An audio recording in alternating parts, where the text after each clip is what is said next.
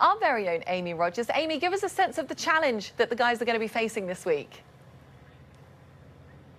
Hey there, Anna. Well, this week's 3M Open is one of just 2 regular events remaining on the schedule for this season. And you mentioned that need to pick up some points, much needed FedExCup points, much needed Ryder Cup points. Well, the players that are here this week hoping to pick up a few of those points will face a little bit of a different test than they have here in years past at TPC Twin Cities. Now, last month here in the area, they received 7 inches of rain just last month. They've already picked up another several inches early part of this month, and then here yesterday received another 3/10 of an inch, which suspended practice here around the golf course. I spoke with Joe Ralstad. He is overseeing all of the maintenance here at TPC Twin Cities, and he told me earlier today that the course is softer than they would like it to be, and he said with that being the case that the rough could be a real challenge here for players here this week. I had a chance earlier today to speak with Camilo Villegas, who had just wrapped up playing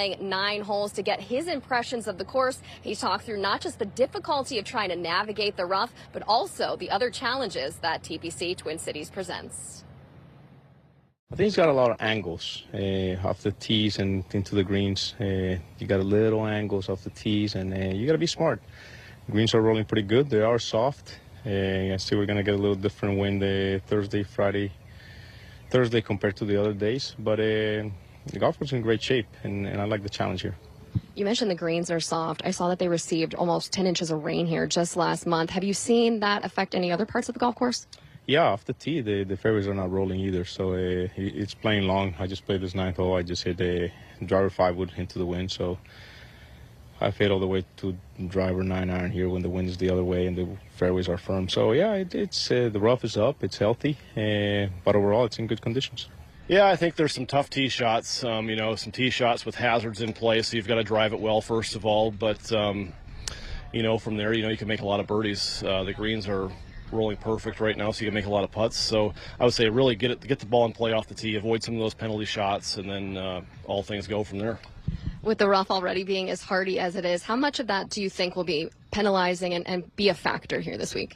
Yeah, for sure. I'm excited. I think it'll make it play a little bit more difficult here, which I think is good. And really separate a good shot from a mediocre shot. So I like that part of it, and I think it'll be a good test this week.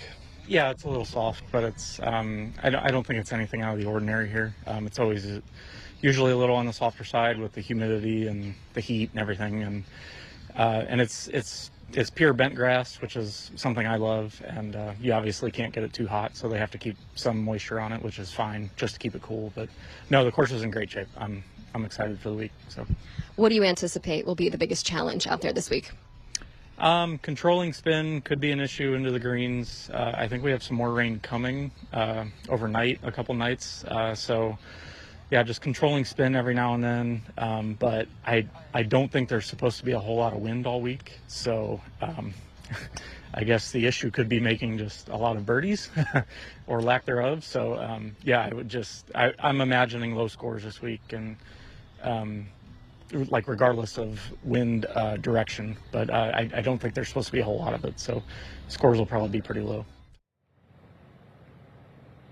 Ralstad tells me that the crew here will decide later today whether or not they'll cut the rough one last time before the start of this tournament. He told me it was about 3.5 inches in height last week, which is typically what this rough is at when it's at the start of tournament week. So since then, he anticipates it's already grown another inch. So they'll make that decision later today whether to mow it one last time or just continue to let it grow up. Now, those players that can keep it out of the tall grass will definitely have quite a few birdie opportunities. Ralstad tells me they expect scores to be even lower than some of the years we've seen in the past, not only with the soft conditions, but also with the wind that usually is a factor here, expected to lay down this weekend. Anna, we could see some super low scores.